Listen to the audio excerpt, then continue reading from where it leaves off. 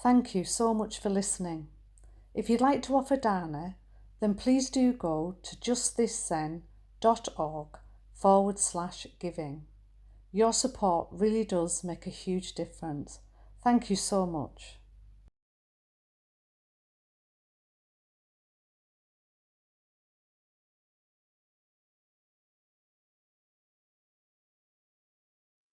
So welcome everyone to our third evening together. Really looking forward to it. Thank you for being here. And it's lovely to see so many people from so many different directions. So in a moment, I'm going to hand over to Flint and to Lynn to start the evening. Maria, are there many more people to arrive? Another 5. 5. Maybe we'll just wait a couple of minutes then. Okay, so I'll hand over to you, Flint, and to Lynn to start the evening. Thank you very much. And Lynn, why don't you weave us back to where we made the comments about the poem that I had mistakenly identified as Trudy's because I'd heard her read it once, but which was yours. And weave us back so we're in context again. Good evening, everybody. We were speaking about the koan of the Zen mirror of Tokaji as part of what we were doing as we were speaking last night. We were talking about mirrors.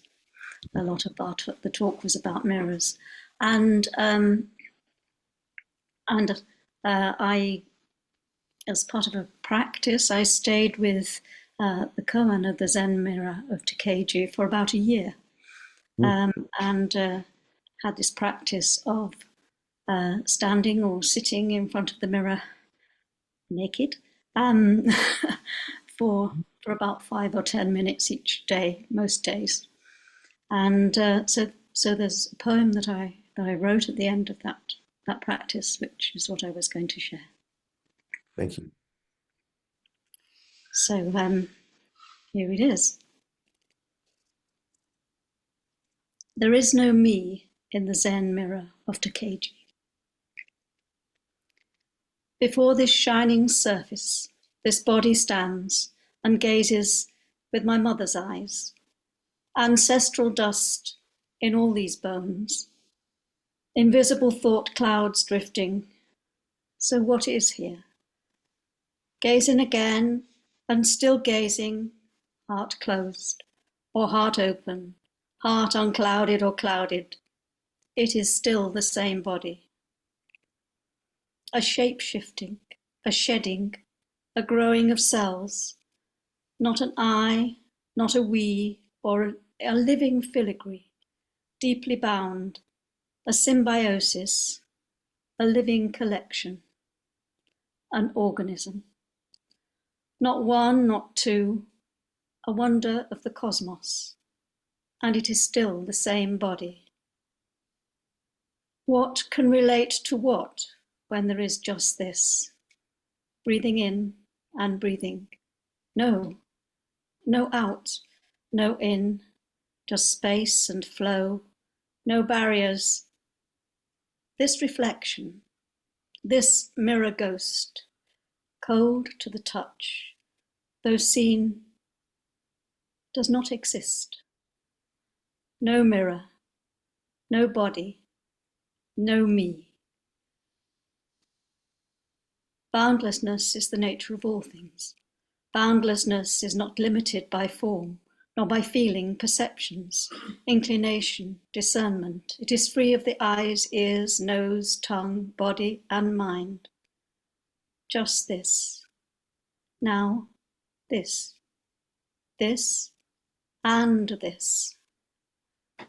This breath, this breathing, soft or strong, just words. Then sitting, that stillness, that silence, bones resting on bones, flesh touching, warm flesh, upright, zazen, another mirror, and there is nothing, and here is everything. This is a human flower, growing, blooming, falling, a living pattern, not contained, a pattern within patterns, beyond and beyond and beyond. You, me, us, we, each other's mirrors, together living here, in that open field, warm with love, holding everything. And it is still the same body.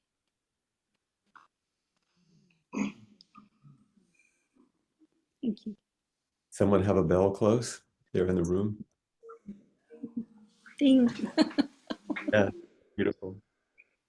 Thank you. Thank you for your Dharma talk. Now I guess we should just go directly to inquiry. Thank you. It's really magnificent, and there's a quality of deep intimacy in it, and also the emptiness teachings of the Heart Sutra, and there's so many things that are woven. I hope that you might be willing to share it with us so we could sit with it more at other times. Would that be okay? Yes, yes, yes. That's on Linktree. But it is, yeah. Is it? Put it on Linktree. Thank you.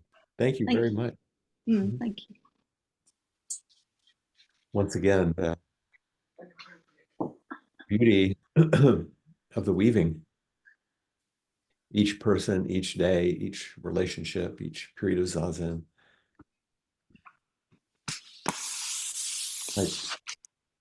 Quite wonderful.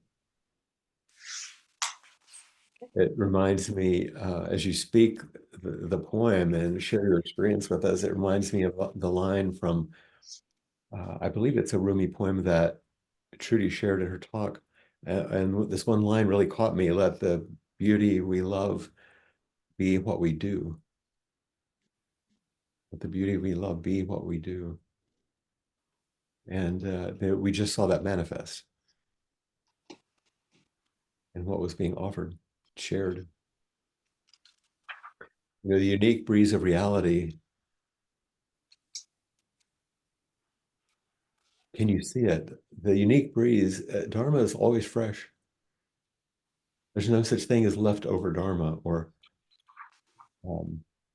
that has like the expiration date, you know, on it. It doesn't go bad. And the Dharma is always fresh, the unique breeze.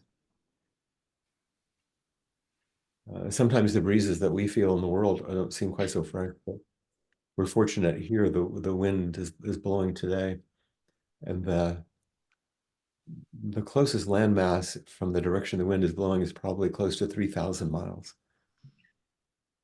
So the breeze is fresh, but the Dharma is like this, always fresh. The unique breeze of reality, the Dharma is always unique in each moment, manifesting as it does in terms of the causes and conditions that are here. Weaving the ancient brocade, grounded in the ancient but expressed fresh.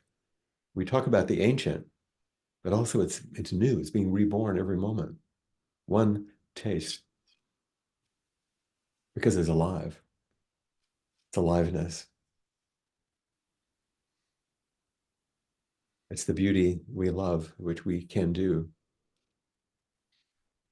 And the poem is such a gorgeous example of it.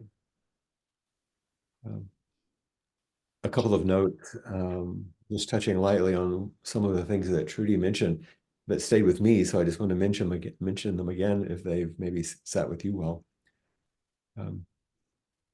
When she quoted from Leslie James, who said, "The seat is the spot we sit down to clearly observe." And we have this decision about whether we can be sort of small-minded or and form the center of our life or larger. And Lynnes' poem really spoke to this quite beautifully. Because to be self-centered, to actually believe the mirage on the mirror is to miss the truth, to miss the unique breeze. And not experience our life, actually, the actual life that we have. and to just sit, to take our seat fully, and know that the sitting is the honoring. We don't sit and then honor the world honored one, or now the sitting is the ceremony of honoring our life and the life of everyone, our place in it, our place with everyone else. So to sit down and honor this particular body and mind, the ways that are unique and very ordinary, as Lynn spoke about, this is the only place we meet the actual universe and feel the potential for liberation, which she so gorgeously expressed. I like that she said she looked at herself naked. Gosh, don't we all have these ideas about our bodies? Trudy mentioned this also about when she was talking about the 5 rhythms in the dance. And we all began to think about the ways we want to mess with the universe, which is basically messing with our body, to tweak it. And it's good to take care of it. But to judge our beingness with some external standard about how our body looks as it ages, or as it's ill, or even when it's vibrant, to get caught in that. But don't you find that it's actually true of practice as well? That we think this is what practice is for, to spiritually tweak the universe, or to spiritually tweak our lives so that it's improved in some way. Because we look at life we have and we say, surely this can't be it. Surely this isn't it. But we call our sanghas, nothing special, nothing missing, nothing extra, nothing more, just this. This is it. And I don't know about you, but I loved the story of Satsujo. What a wonderful young woman. And being so devotional, and Hakuin recognizing that devotion and supporting her and giving her a wonderful mantra that led to this liberation into her body, into her life, into everything, very flesh and blood. And I'm reminded of a statement that Hakuin made, which could have been something he said to her. I don't know that it was, but you could easily see it as part of, and speaking about practice in the everyday world, because at the end of the story, Trudy emphasized that he was saying to Satsujo, you don't need to go to the monastery. This is your place in the world. But here's Hakuin's statement. You've heard me say it. Make your upper garments into a monk's robe. Make your chair your sitting cushion. Make the mountain, rivers, and great earth your sitting platform. Make the whole universe your own personal meditation cave. This is the true practice of the sages of the past and of today, that we manifest the Dharma and meet it right here. This is the unique breeze of reality. This is the brocade that's being woven our lives.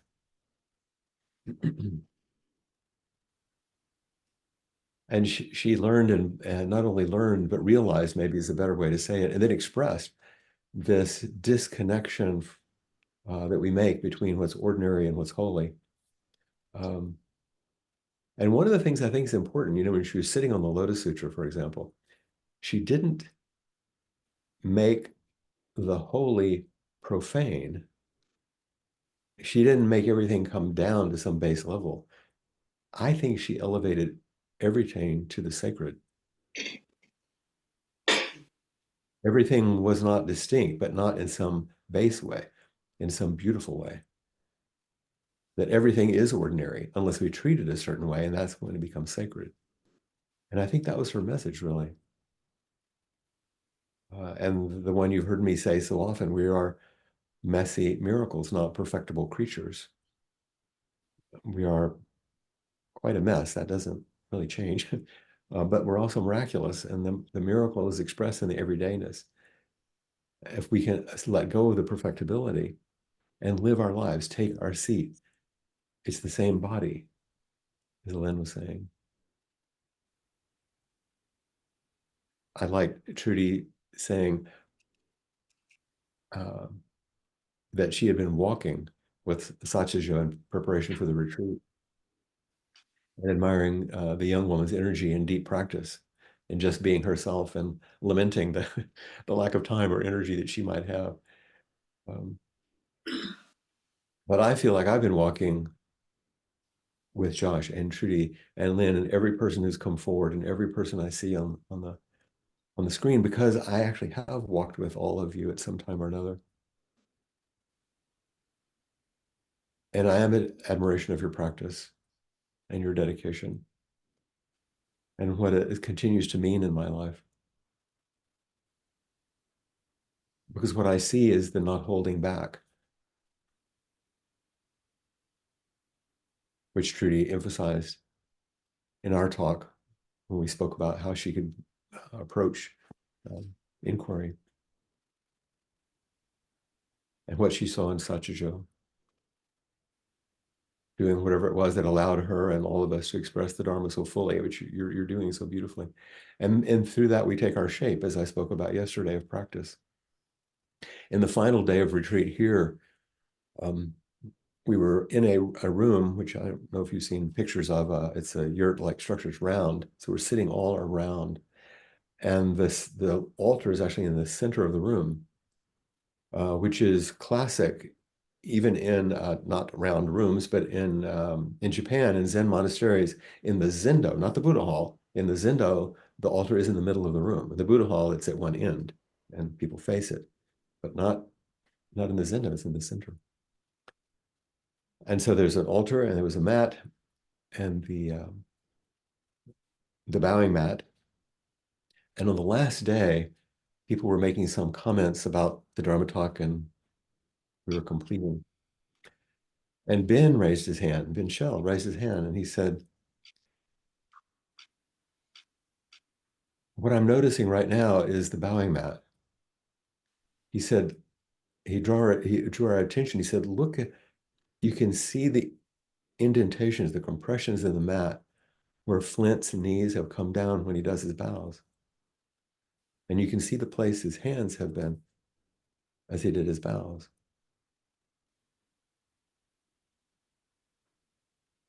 And in all of us, he said, I can see the imprint of our practice. I can see the shape. And it's right in front of us in places we might not have expected. And it's ordinary. It's the compression of a mat because someone has offered their bows. And at that moment, I think he was expressing through his own realization the everydayness of the practice and the impact of steady practice in ordinary ways and the embodiment of the forms. Because when we embody the forms, I'm doing something formal, but what's left is an imprint and a shape in the everyday world. And I thought that was a beautiful teaching that he offered.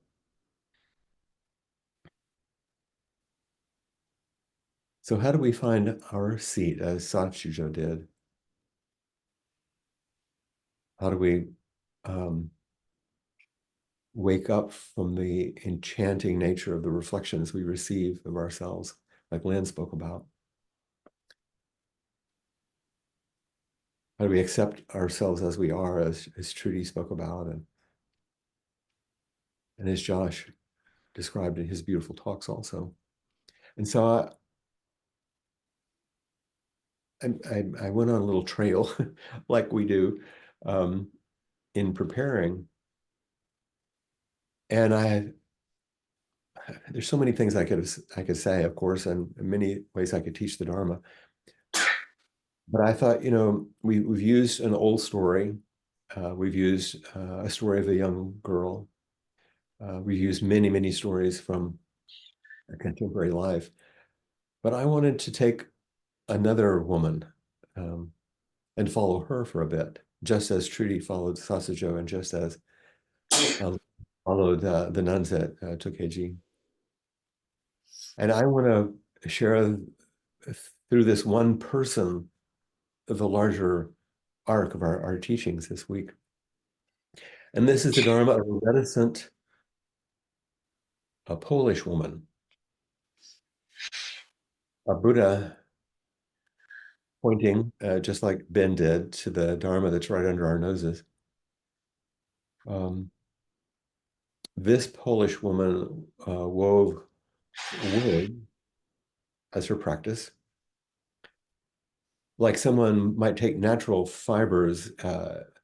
Here, I watch some of the Hawaiians take the natural fibers from the palm leaves and make mats out of them, or make a fan, which could move the unique breeze of reality. And I want to add this woman, this Polish woman, to the list of women teachers and share some of her teachings, which come in the form of poetry, which we're also celebrating in these talks and in many talks. All the poems I'm going to read are translated from Polish. Some of you know her name, Wisława Szymborska. She included, well, she won the Nobel Prize in 1996, which is very weird to me to think that someone who's born in 1996 is almost 30 years old. And I'm going to offer some reflections from her acceptance speech when she was awarded the Nobel in literature. These are some words that the Nobel Academy used to praise her.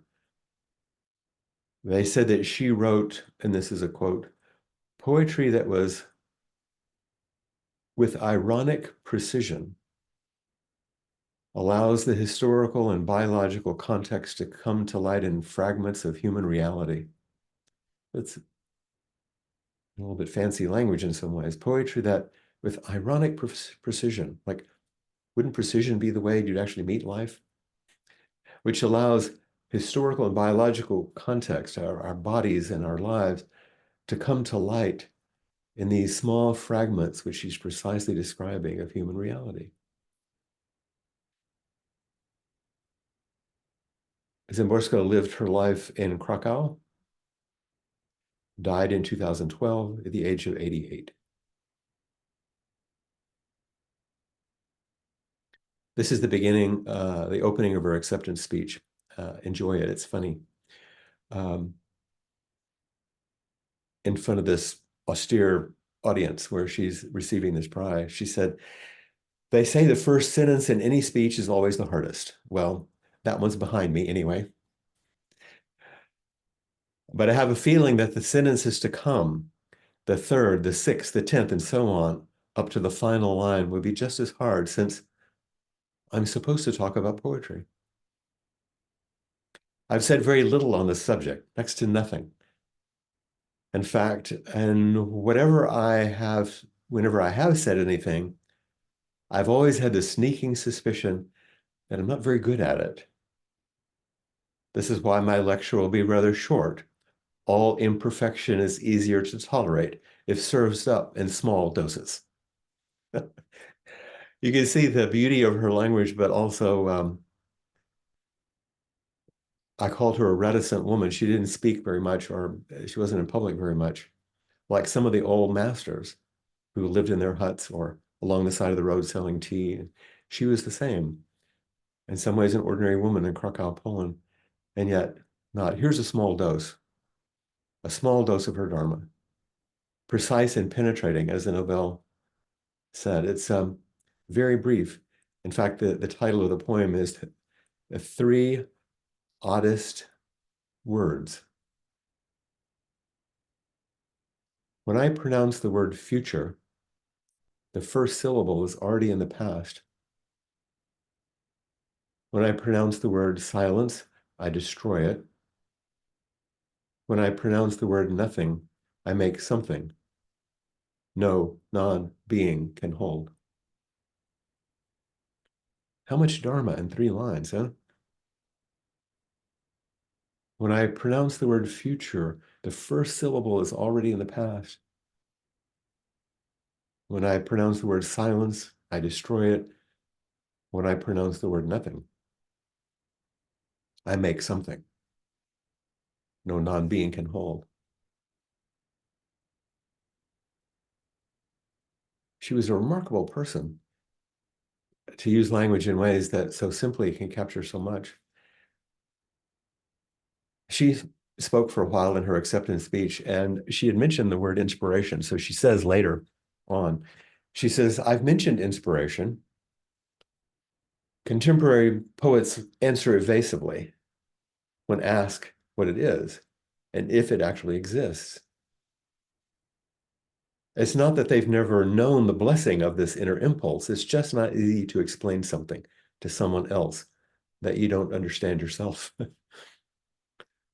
But I thought when I read it, I could easily substitute the word awakening or realization or liberation or freedom or glimpse of ultimate reality. I've mentioned, I'll just say awakening as a signifier. I've mentioned awakening. Contemporary Zen teachers answer evasively when asked what it is, if it actually exists. It's not that they've never known the blessing of this inner realization. It's just not easy to explain something to someone else that you don't understand yourself.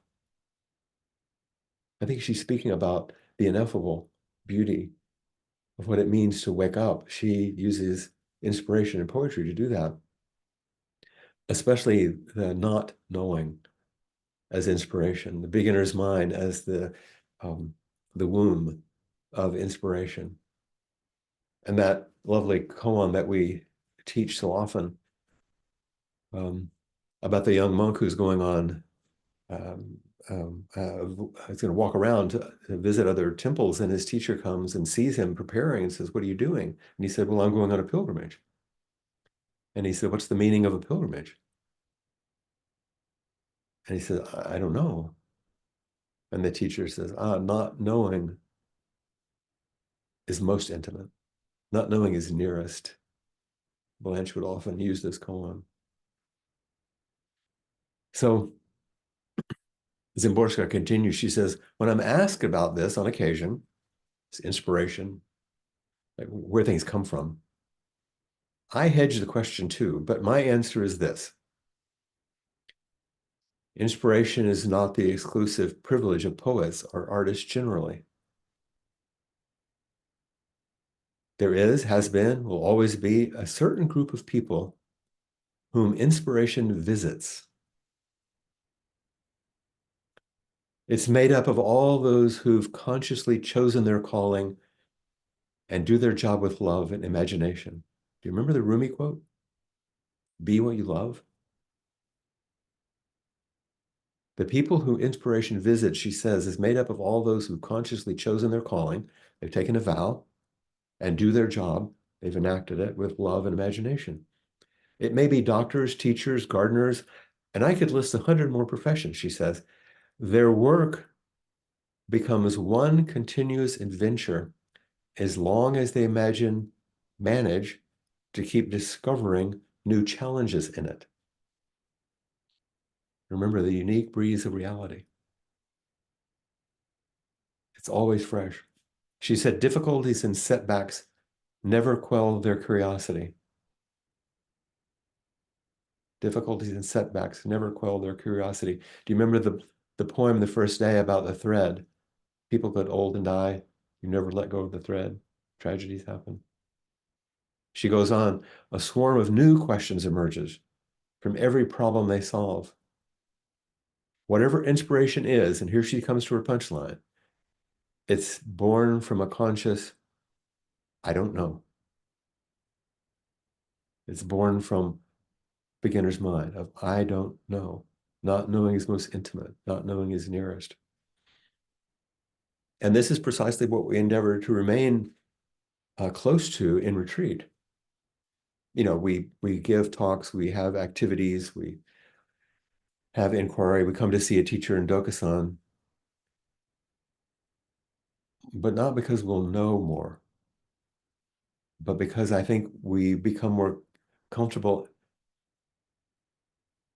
and more alive in the not knowing, in boundless curiosity, loving the calling like love dogs, the longing, the dance, the song, the mystery. I've often played for many of you in retreat an interview between Mary Oliver and Coleman Barks, two of the people we've referenced during this week. And in it, Coleman talks about how he's left with this sort of question of mystery and asking Mary if this is what she wants in her poem. And I wrote down her words. She says, so many of us live most of our lives seeking the answer while somehow demeaning or bypassing those things that can't be answered, and therefore denuding our life of the acceptance of mystery, the pleasure of mystery, the willingness to live with mystery. And if I could, I'd say to people, she said it about like this, don't forget the mystery, love the mystery, be glad of it. You don't want answers all the time.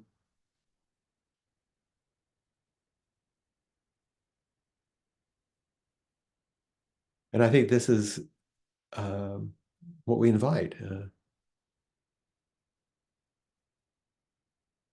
Zimborska reflects on this. She says, any knowledge that doesn't lead to new questions quickly dies out. Don't you know that? You know that, don't you? Anything that you think, okay, now I have a little more, I've got something. If that doesn't lead to the next question, if that doesn't move you down the path, then it quickly dies out. It's like we've solved something and it's over and we go back to sleep. She says it fails to maintain the temperature required for sustaining life. I like that, almost like cooking, you know? She says in the most extreme cases well known from ancient modern history, it even poses a lethal threat to society, which we certainly live with these days. She says, this is why I value the little phrase, I don't know, so highly. It's small, but it flies on mighty wings. I don't know. It's small, but it flies on mighty wings. It expands our lives to include the spaces within us, as well as those outer expanses in which our tiny earth hangs suspended.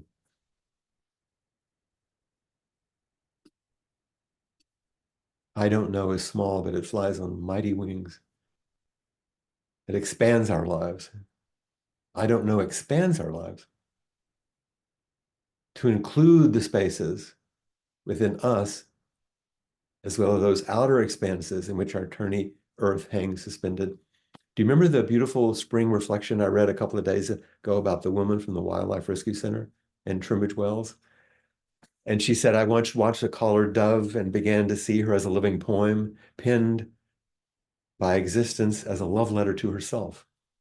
How better to say I love you than with wings? And our friend Rilke, well into the first of his Duino elegies, where it says, fling the emptiness out of your arms into the space we breathe. Perhaps the birds will feel the expanded air with more passionate flying. Perhaps the birds will feel the expanded air with more passionate flying. It expands our lives, not knowing. But we try to nail it down. And we try to understand things. We try to categorize, predict, control. It's one of our ways of meddling that Trudy was talking about.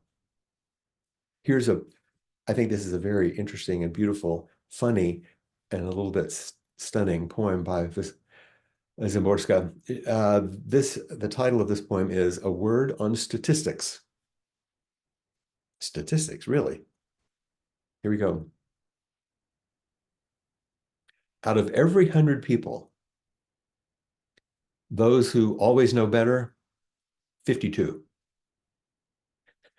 Unsure of every step, almost all the rest. Ready to help. If it doesn't take long, 49. Always good, because they cannot be otherwise, 4, well, maybe 5. Able to admire without envy, 18. Led to error by youth, which passes, 60 plus or minus. Those not to be messed with, 4, and 40. living in constant fear of someone or something, 77. Capable of happiness, 20 some odd at most. Harmless, alone, turning savage in crowds, more than half for sure. Cruel, when forced by circumstances. It's better not to know, not even approximately. Wise in hindsight, not many more than wise in foresight. Getting nothing out of life except things, 30, though I would like to be wrong. Balled up in pain and without a flashlight in the dark, 83 sooner or later. Those who are just, quite a few, 35, but it takes effort to understand, 3. Worthy of empathy, 99. Mortal, 100 out of 100. A figure that has never varied yet. Isn't that a curious list, isn't it? A curious poem. Mortal, 100 out of 100. A figure that's never varied yet. Sentient and insentient beings alike, all included. Kate Foster was quoted by Trudy. She said that there isn't their life and our life, nor your life and my life. That is just one teetering and endless thread, and all of us are entangled with it as deep as entanglement goes. All of these funny little numbers and reflections that Szymborska makes, we're all in this together. And in that piece by Foster that Judy mentioned, Trudy mentioned, she talks about beautiful animals. I was sitting and having tea with my friend Peter, from whom we bought our house and is a good friend, not long ago. And I don't know how we got on the subject, but I was asking him about his sailboat that he used to have and some of the adventures. And he said one time they were anchored off of the south side of Lanai, the island that's quite close to us. And he and his wife Teresina got up early in the morning, and they were having their tea then, and they could see that there were a number of dolphins close by, a big school of dolphins. And so he said, let's get in the water and just be with them. We don't have to do anything.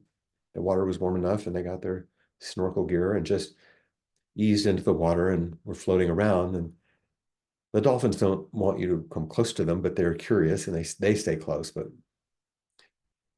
And it was so beautiful, he said, and the morning light was coming through the water and illuminating rays, and you could see them quite deep and some near the surface. And he was so moved by it that he reached out and took the hand of his wife, Teresina, in the water, just to hold her as they watched. And he said the most remarkable thing happened immediately.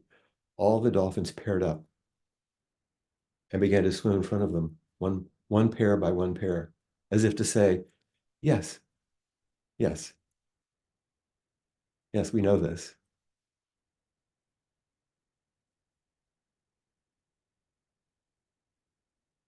Szymborska continues with her talk later on. She said, the world, whatever we might think when terrified by its vastness and our own impotence, or embittered by its indifference to individual suffering of people, animals, perhaps even plants, for why are we so sure that plants feel no pain? Whatever we might think of its expanses, pierced by the rays and stars, surrounded by planets we've just begun to discover, planets already dead, still dead, we just don't know. Whatever we might think of this measureless theater, I love that image, this measureless theater to which we've got reserved tickets, but tickets whose lifespan is laughably short, bounded as it is by true arbitrary dates. Whatever else we might think of this world, It is astonishing. We have tickets to this measureless theater, bounded by two arbitrary dates, birth and death, whatever else we might think of this world. It's astonishing.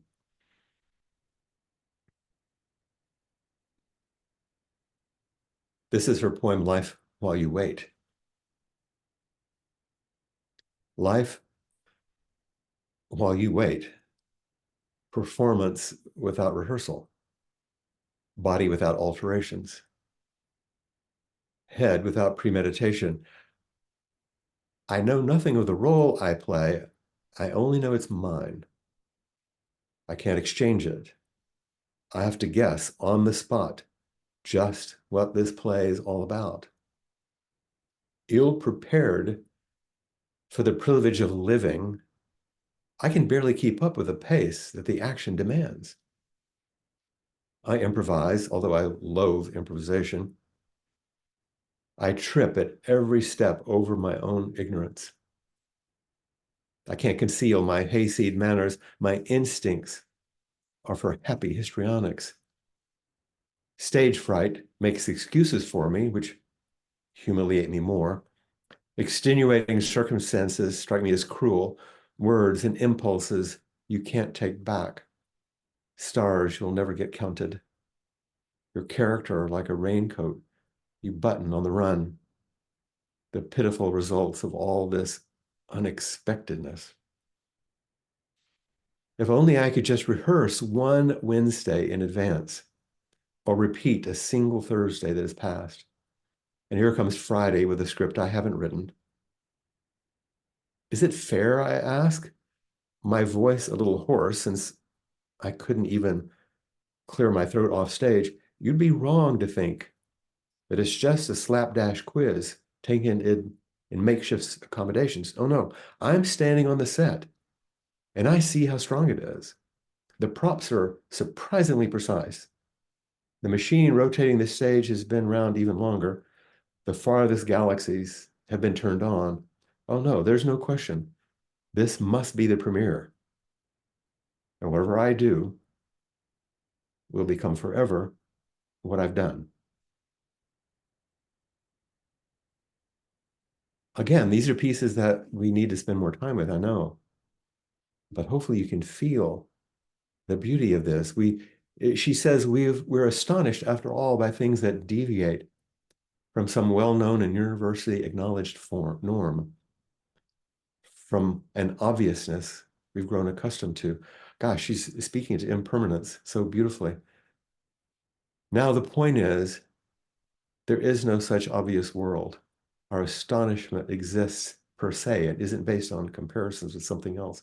We're astonished because nothing's missing. It's nothing special, nothing extra, nothing more. This is it. And she says, granted in daily speech, where we don't stop to consider every word, we all use phrases like the ordinary world, ordinary life, ordinary course of events. But in the language of poetry, where every word is weighted, nothing is usual or normal. Not a single stone, and not a single cloud above it, not a single day, not a single night after it, and above all, not a single existence. Not everyone's existence in this world. And she ends by saying, it looks like poets will always have their work cut out for them.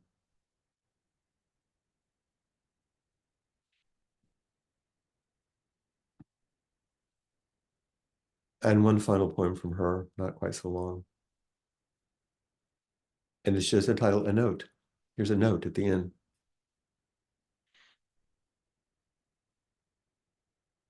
She says, life is the only way to get caught in leaves, catch your breath on the sand, rise on wings, to be a dog, or stroke its warm fur, to tell pain from everything it's not, to squeeze inside events, dawdle in views, to seek the least of all possible mistakes.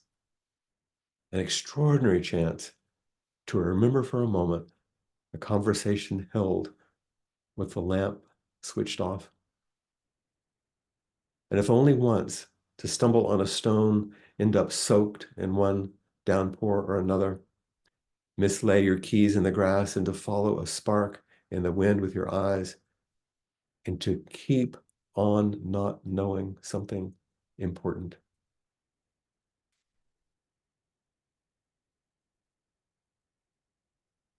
Just a note, life is the only way to get all of this.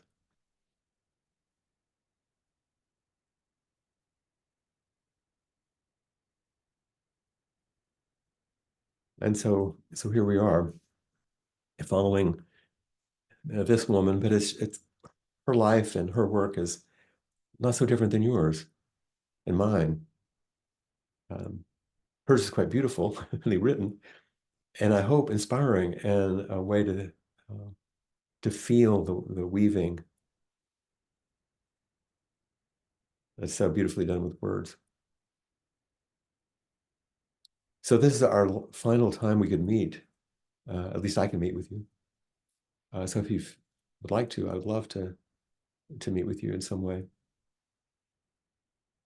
I wish I could just take a walk with each of you. One of my students who's from Canada leads retreats in many places. She's actually in the Cotswolds right now, to tell you the truth.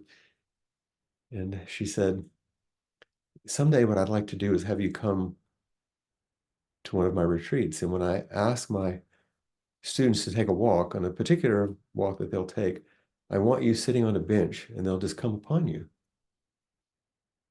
And they'll sit down, and you can talk for a while. I thought, what a lovely way to meet people. It'd be really great to do that. Karen, come have a seat. Hi, Flint. I feel like I'm bursting. Yeah. I wish I was in the room with everyone, Mm. because then I could hold someone's hand. But it's good to be here. Do you see yourself on gallery view? Yeah, unfortunately. No. You know, No, yeah. but who's on either side of you? Can you tell? Oh no, because now I'm here. Oh, that's right. So you're next to me, Flint. Right. I'm But okay. I'm really okay. I can you mean, click on but gallery view? sorry? Click on gallery view. Put yourself back on gallery view. Oh, I don't know how to do that. Okay, hang on. You know, up in the upper right-hand corner that says views, and put on Oh, gallery yeah. view. Gallery. Okay. Okay, I'm between you and the room, and I've got Denise below me. Oh, okay. So Who's on your right side? you are. Okay. So put your hand up on the edge of your screen. Oh, that's my left hand. Oh, okay. Oh, so Touch my hand. Touch my hand. I Whichever can't. side. I know. But who's on the other side? The group. Everyone can do it. The Put big group. your hands on the very side. You're touching the person next to you. Okay, that feels good. That feels Yeah. really good. Oh, yeah. Okay. Can you feel it in your hands? Actually, energetically, can you feel it? Yeah, I can. I can. Isn't that weird? I really can. It's really weird. I know. It's quite But wonderful. Yeah. It But might so- be nice also, Flint, if there's Endo on mute, just so she can hear the murmurings of movement and love. Oh.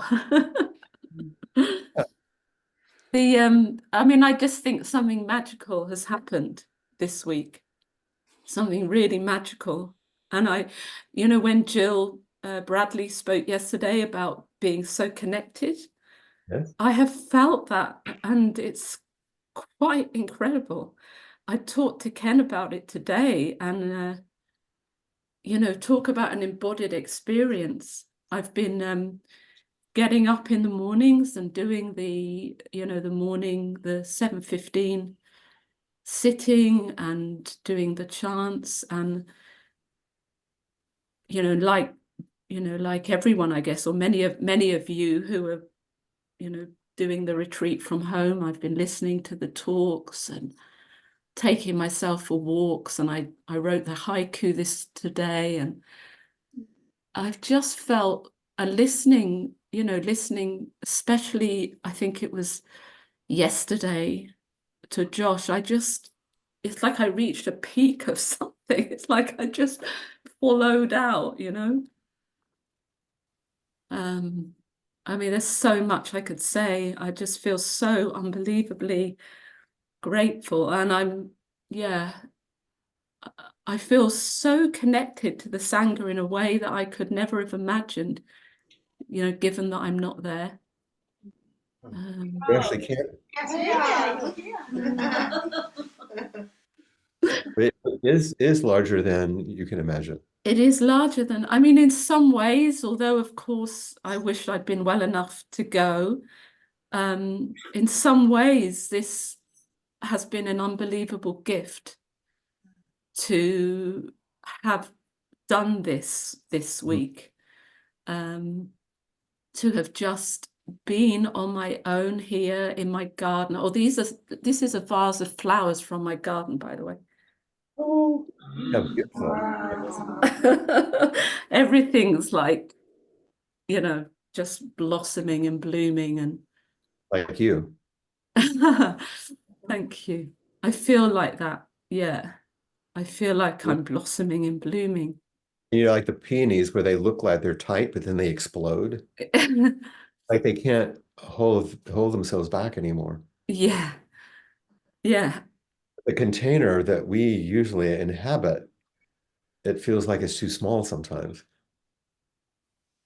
And everything marvelous that you've awakened to and realized and felt has always been true and always been the case, but we wake up to it.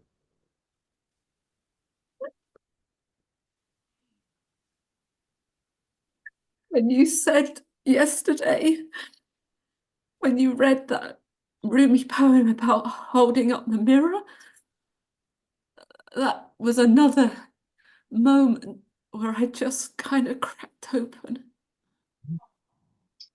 Yeah, we require each other for that. It's just astonishing. It's astonishing. We keep coming back because it's so needed. Yeah.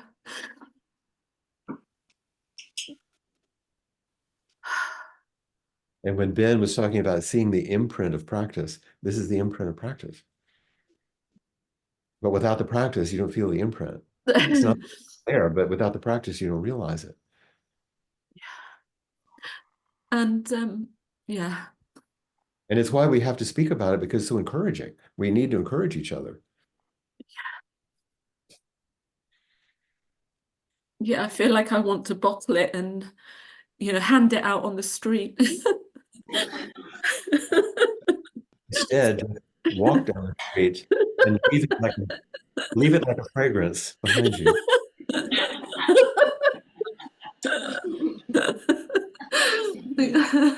I was walking through the park talking to a robin yesterday, and I thought if somebody comes across me, they'll think I'm completely bonkers. Bad. And it's true from a conventional conventional point of view, it's true.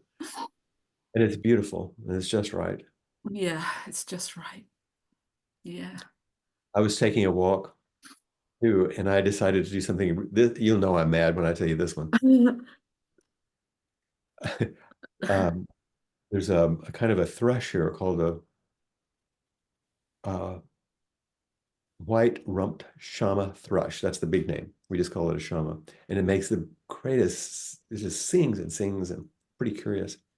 And so this one came close to me, and if you whistle, they'll whistle back, and and then it began to leave. And I said to it, "I'll never see you again.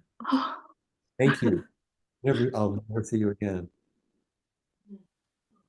And each thing I met, each tree, each thing, I thought, we'll never meet like this again. I don't know why that was it wasn't sad. It wasn't like I'm not leaving. It was just the reality of each moment.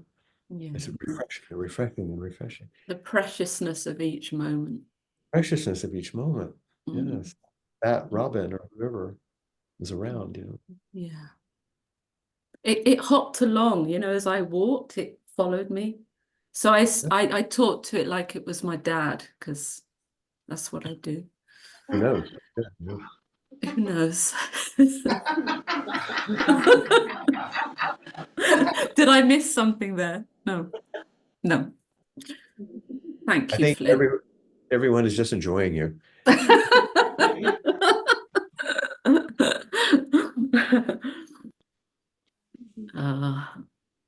you. Love you all.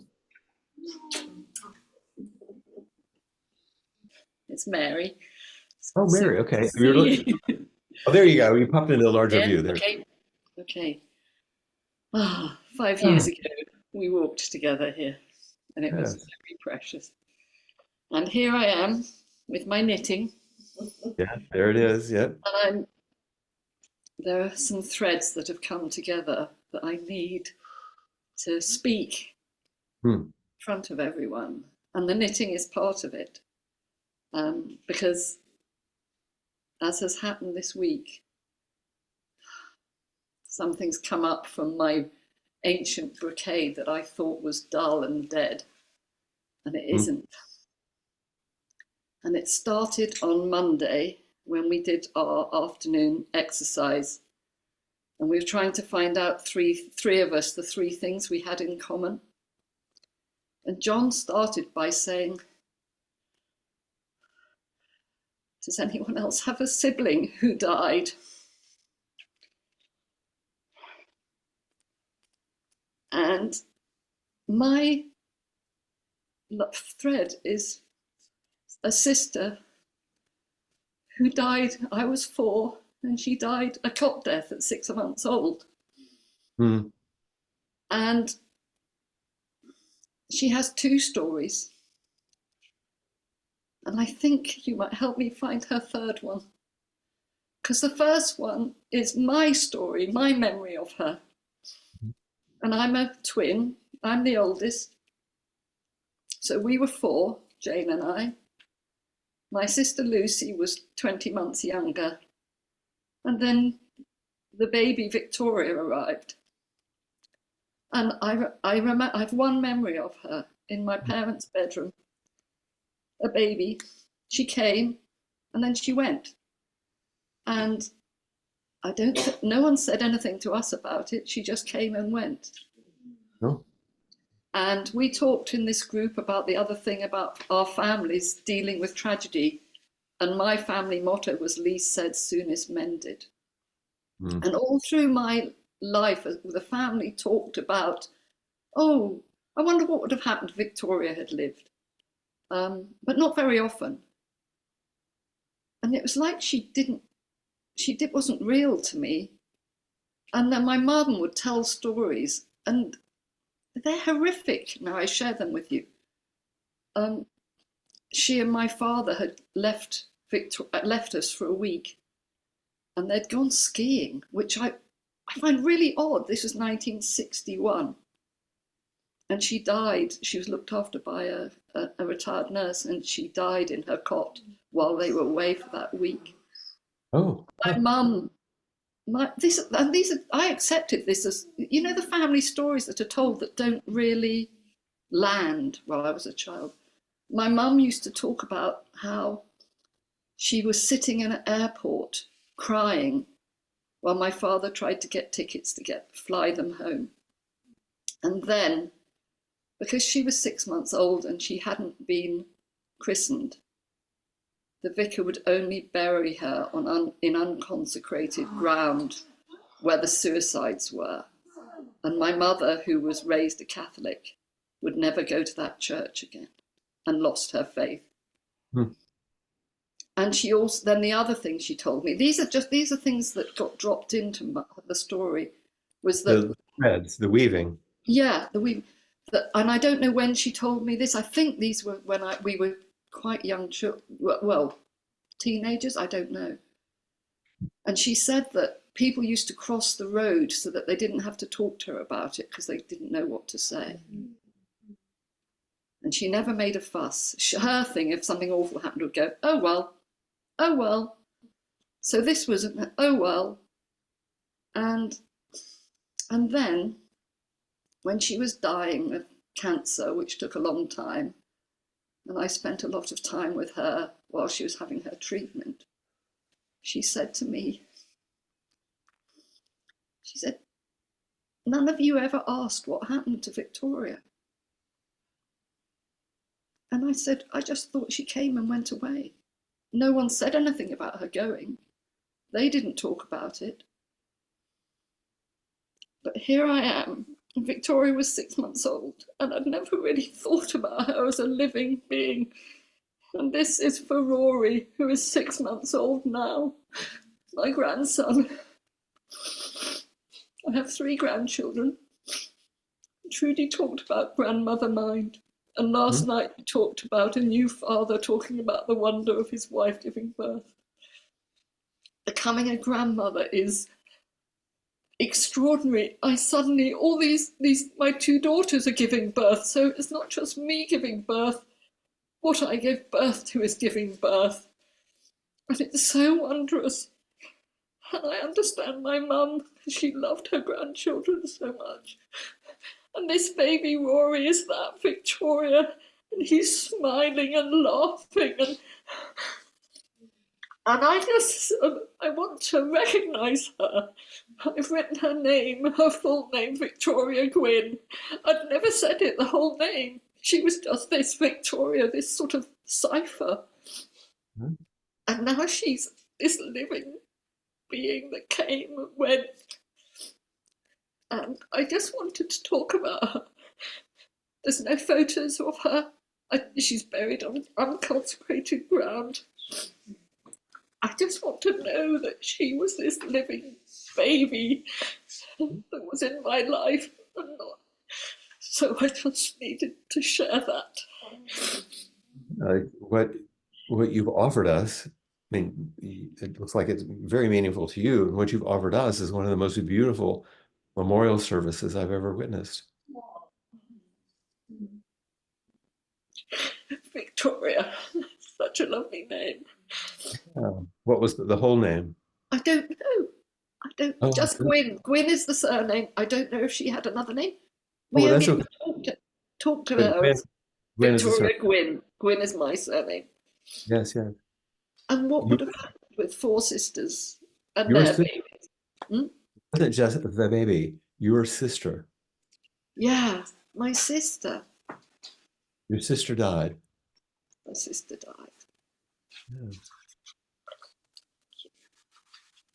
But she lived, Flint, that's the thing. I've never thought of her as being alive.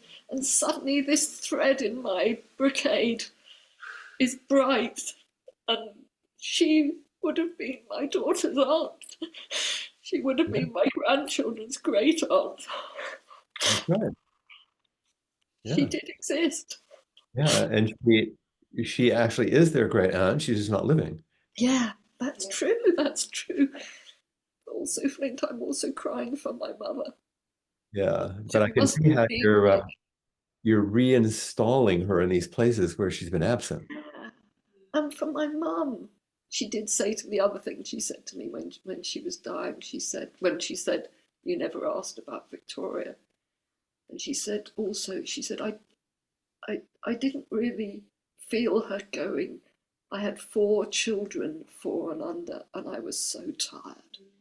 Yeah. And she, if you think she was living in a small house without a fridge, she didn't drive. My father went to work every morning. She had nappies. She must have, I can't imagine it. Mm-hmm. So, and I don't think she ever dealt with her grief. Sure. So I'd like to send something to her and say, "Mum, I hear you, I see you. And I love you so much for being such a wonderful, loving mother to her other girls." She offered herself to the end of her capacity, certainly. She did. She did. And Victoria too. She lived as much of life as she could live. Yeah. And I know that I'm the grandmother I am, because my mum was the best grandmother. And my sister Lucy said, when I became a grandmother, I said, I don't think I can be as good a granny as my mum was. And she said, Mary, you've got to be fun, supportive, and a little bit crazy. And take Trudy's advice that she was talking about with her dance, and be the grandmother you are. Yeah.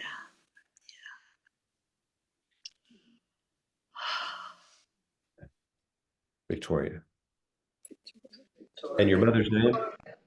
Jean. Jean? Yeah. Jean.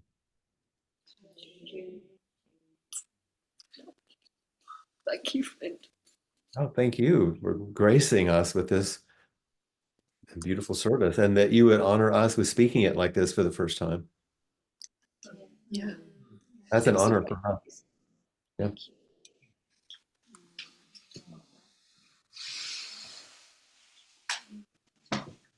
This is maybe my own projection, but I'll recommend it. You feel called to it. It might be nice for you to have a little Jizo Bodhisattva. The little image of Jizo is the protector of children who've been lost in in Buddhism. And I can talk to you or Josh and Trudy about it later, but it's just, I'm imagining this. It'd be nice to have a little signifier for Victoria and for your mom.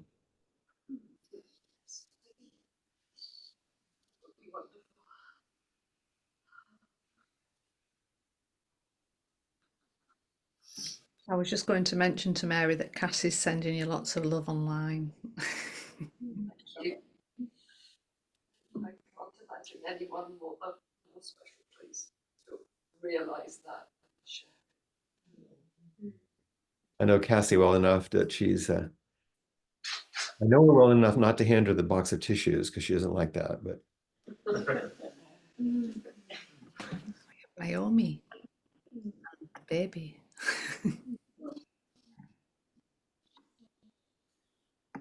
They're back. Hi, I just wanted to say, can you hear me? Yeah. Yes, we can. I just wanted to say that I feel really touched by the response to my previous inquiry.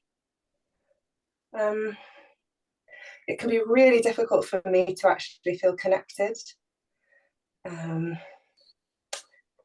And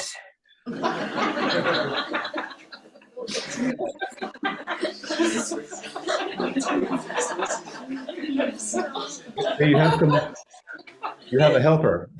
she doesn't have that problem. No. But I just felt like in your response, in your Dharma talk yesterday, Flint, and also in Josh's Dharma talk, and in Trudy's Dharma talk, I kind of, maybe I'm making myself the center of the universe, which of course I am the center of my universe, but I just felt like there was this response to my troubles on the cushion.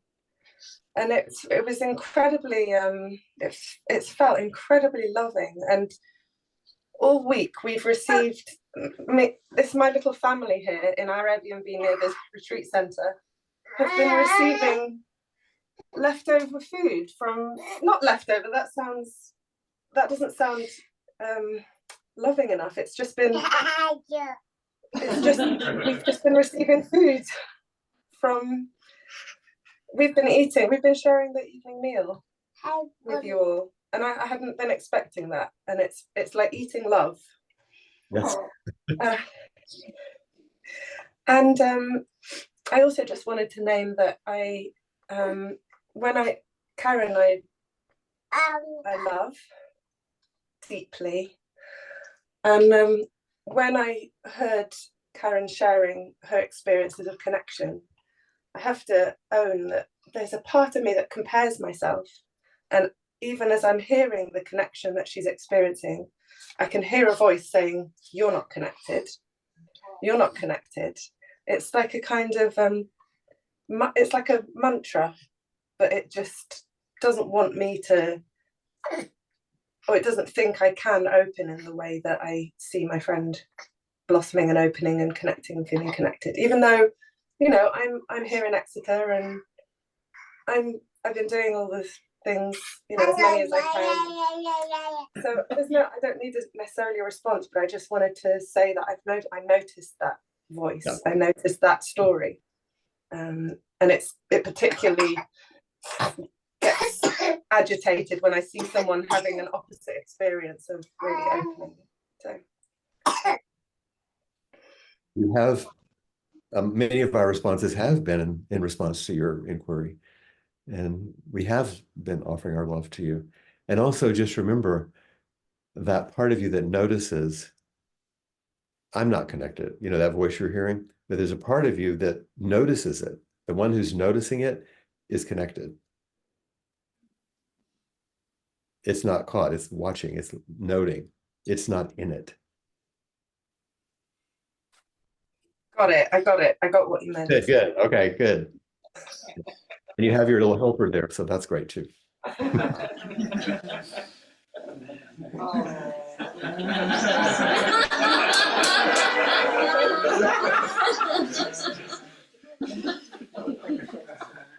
just want to add that I've been doing the washing up while I've been listening, and just as Victoria was being shared, Beatrice crawled. I haven't seen her, and she just crawled around the corner and reached up her arms, and I just started crying. Oh yeah. I just wanted to say how deeply grateful I am for that memorial. Thank you. Wonderful. Yeah, the energy is moving across this. Might be thought of as a barrier, but not so much. So wonderful. Hi, Flint. She's going to pop into a larger view here in a moment. I can see your face. There you are. Hi, Shirley. Shirley. What was that? No, it's coming up as curly. Oh, Now, everyone, when anyone comes up now, I just want to go.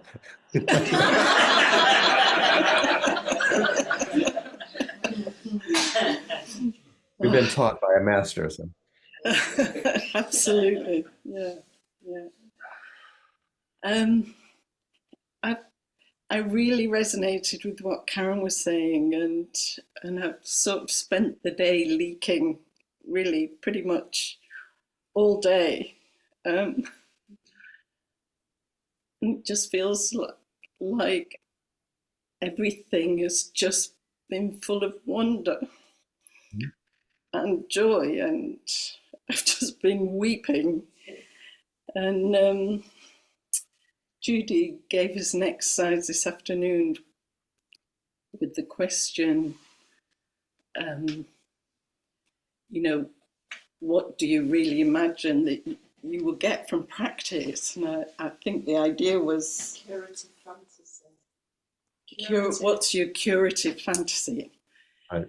So when I was coming along, I kind of thought, God, how am I going to be able to stop talking? And then I thought, no, you'll be okay. You've done this sort of thing before. You'll just drop down. You'll just drop down. This is what I was imagining.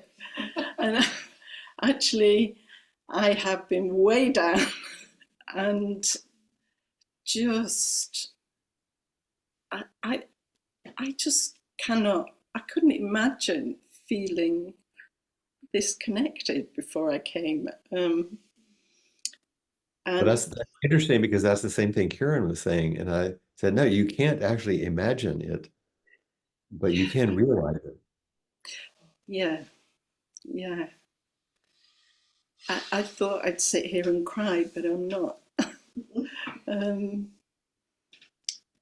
The other day, I've completely lost track of days, but Josh shared a statement by one of the teachers, which was, you were born homeless. And it just completely opened me up. I just felt the truth of it in myself in a beautiful way. And I've just been kind of now and then speaking it as a mantra to myself. You were born homeless. And then this morning in one of the sittings, I just kind of heard, and you're stitched in. And I've just been really with the, I mean, it feels like a paradox, and it's not a paradox, of I am homeless and I'm stitched in. And I still, it feels enormous, but I don't quite know what it means. Absolutely. It's hard. Like I was saying with the Zimborska stuff, you can't explain it, but you do your best, you know. But I think this is, for me, this is what the refuges are for. They're coming home. And you're both yourself individually, which you always are, and yet you're inextricably related to everything. So you say, I fly home to the Buddha in me. I fly home to the way the life really is. I fly back home through the Sangha and connections. And then that middle recitation where it says, we take refuge in Buddha before all being. Before I make the self, immersing body and mind deeply in the way, awakening true mind. We take refuge in Dharma before all being, entering deeply the merciful ocean of Buddha's way. Before all being, bringing harmony to everyone, free from hindrance. You know, maybe you won't hear them the same ever again, because it's what you're talking about. Right. Yeah. Yeah. I just feel completely filled with gratitude and love and speechlessness. Thank you. And leaking. And leaking. Not here, amazingly. So beautiful. Thank you. Thank you. Thank you. Looks like you have brocade on you or something. Yeah. Hi, everyone online. I didn't want to come up because I didn't want to be on telly, particularly. Here you are. Here I am. I can only just see you without my glasses, but I know you're there.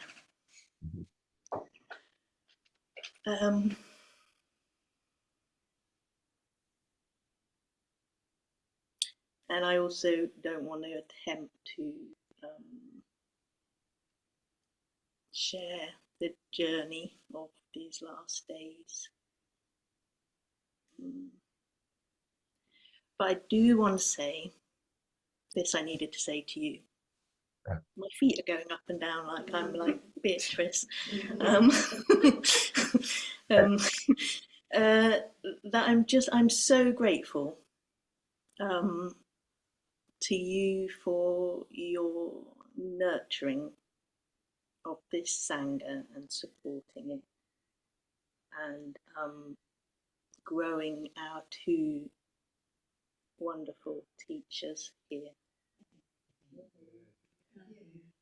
I can't believe my luck.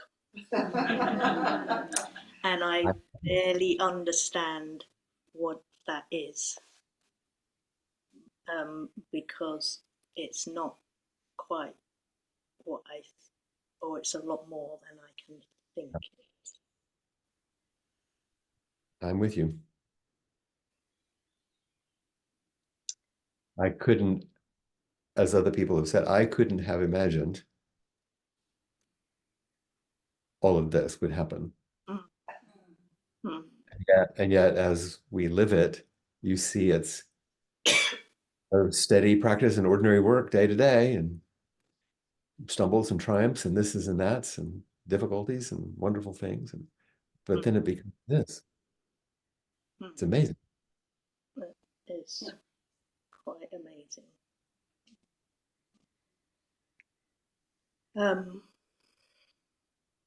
And I'm here, and I'm one of 2 Doans with Brendan.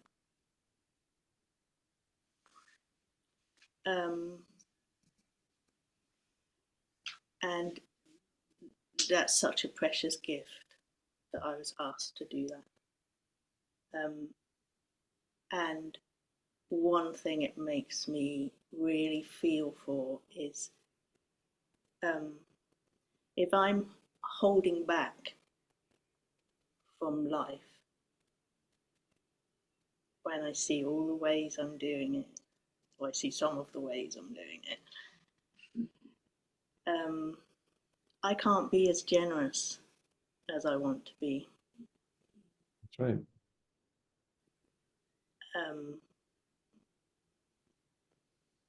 And the backdrop to being here is a couple of times a day I go and check my phone for an emergency message in case my mum is dead or looking like she's dying.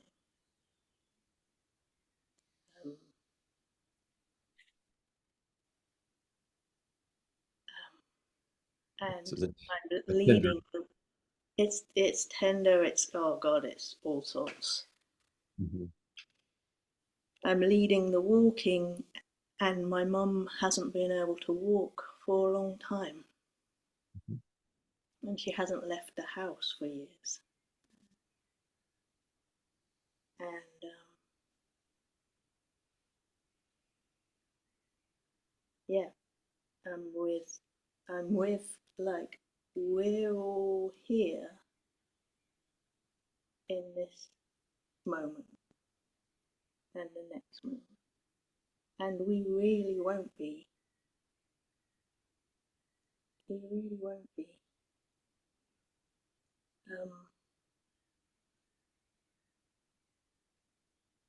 Yeah, boundlessness and form, and I notice this. I have this earnest Buddhist who still shows up, who was there as a late teenager, who wanted to be ordained, and when she's walking, when she's leading the walking, my focus is a bit too narrow. And I miss so much, and she misses a lot of joy and ease. Like, she needs Beatrice to kind of waddle across. You're trying so hard, this earnest one. Yeah. And this week I've had this struggle. I'm going on, but I'm on the telly now.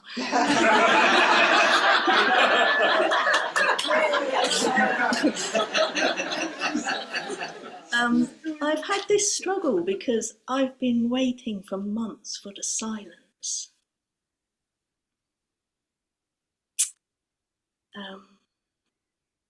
And I don't know, I got this question there of whether there's some kind of curative fantasy in the silence, in yearning for the silence. I don't know. But I think there's at least some comfort. And what this Sangha really, I don't even understand yet. I glimpse it, what this Sangha, the relational quality of it offers and challenges in me. In terms of curative, since we're using that metaphor, I'll suggest a homeopathic, which is every single day of your life, find the silences in the midst of the busyness and the activity. Yeah, it's my practice for sure.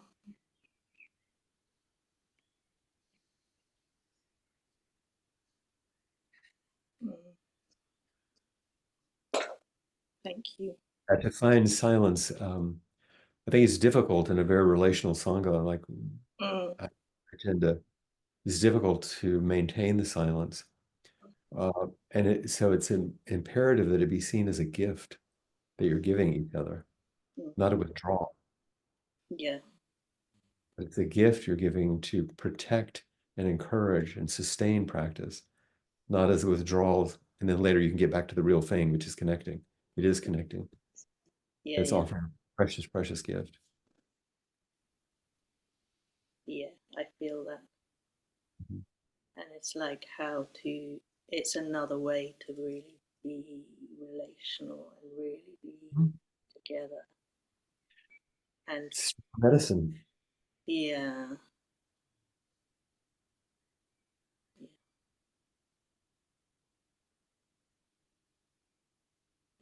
Hey, you grew a good one. You didn't want to come up, but once you got the stage, you were good. No fun. Sophie.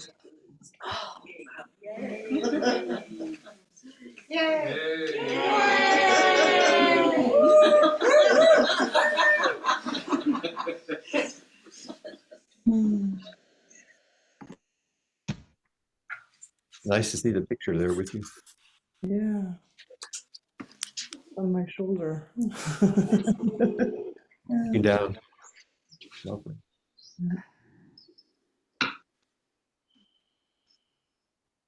But I think I just wanted to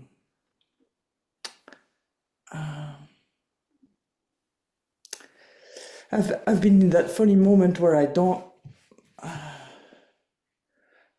feel connected, and I don't want to be connected in some ways. But I've been sitting here, and it just pours on me. It just happens, you know. It's so nice. No defense. No defense, exactly. Yeah. Like, So- okay, I'll feel the love.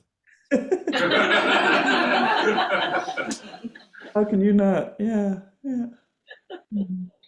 But we do have to honor those other stubborn ones, you know. Yeah.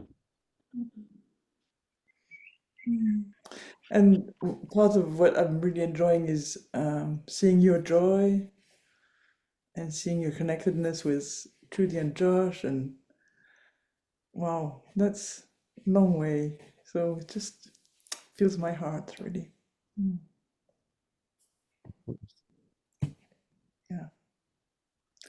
Yeah. Even if you have moments of feeling like stepping back a little bit, you know, we're holding you. You're part of this fabric of all these years from the beginning.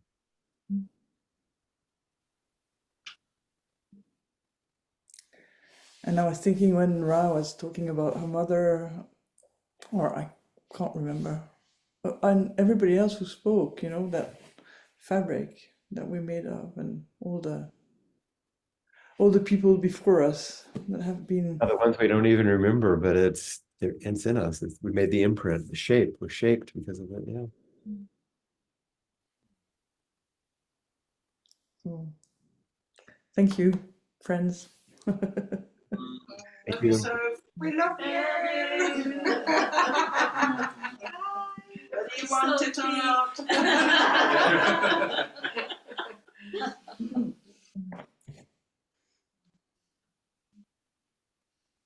Yeah.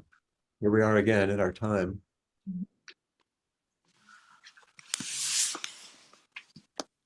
I think, yeah, we're coming to the end of this particular time, and I want to express my thanks for the gift of allowing me to teach. That's been really quite good.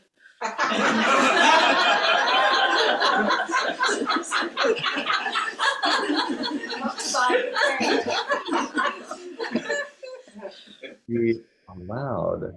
I don't know that it could have been stopped. Say that lovingly. I mean, it's who you are. You were invited,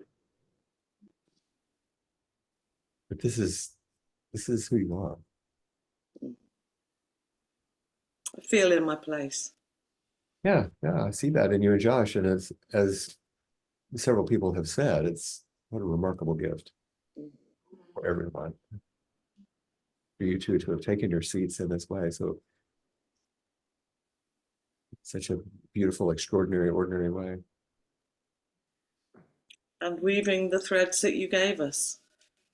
You know? You share those, absolutely. So I think everyone here feels like it's been, as far as I can tell, nobody said otherwise, you know, very rich, whatever's been unfolding for people, all the different journeys that people have been on. The birds this morning at 4:30 were nuts. It was just such a chorus of joy and life. And I feel like in the silence, we've had our own real chorus of joy and life and sorrow and grief and all the songs that have been sung here. It's just beautiful. On today. So thank you so much, and thank everybody who's turned up online. It's been great to have you there and to feel part of this amazing community. Thank you for inviting me and letting me be part of the retreat that you're holding. Well, you're quite welcome.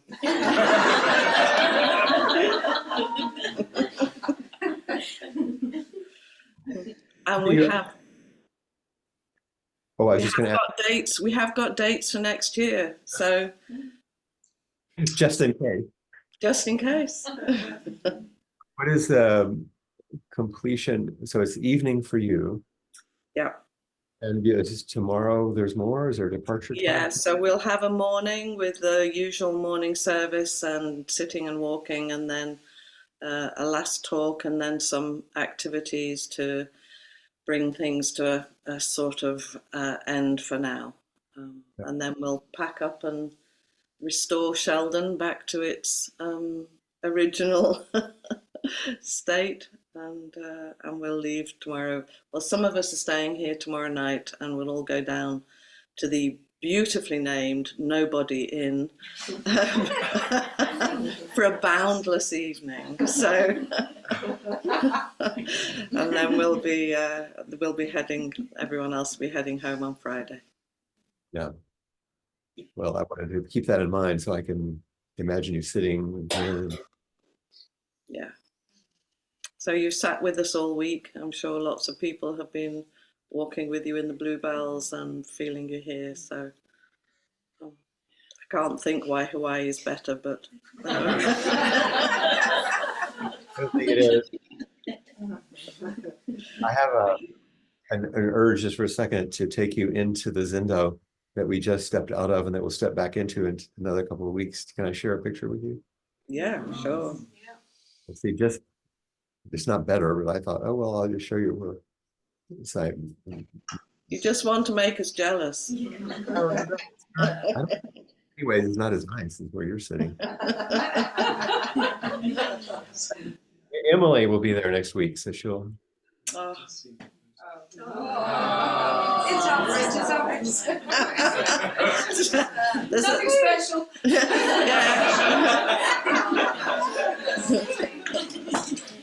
Nothing special and very average. Thanks for that.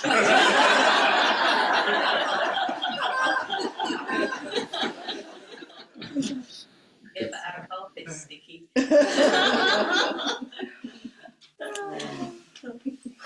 Since I had mentioned the altar in the middle of the room, I thought I would show it to you. Oh. those huge slabs of koa. It's sort of more sacred wood in Hawaii that come from a giant tree. They're like angel wings. Sort of nice. And Beautiful. anyway, it's just sort of bringing our feeling. Our two sanghas together are two places. Yeah, it's one that, and the morning. And you can see that actually a very good number of people actually sit on the floor here.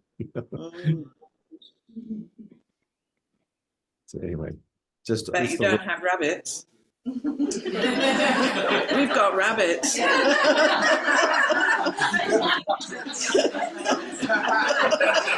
We have amazing flowers on our altar as well.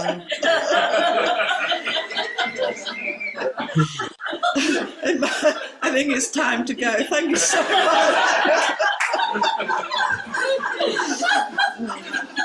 Take a disastrous turn at this. Thank you and good night. Good night.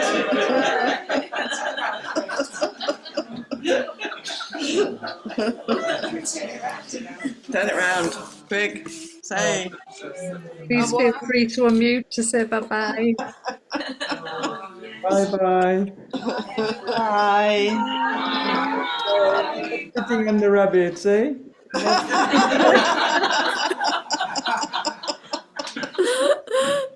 Oh, that was hilarious. We do have better flowers though, come on. Bye,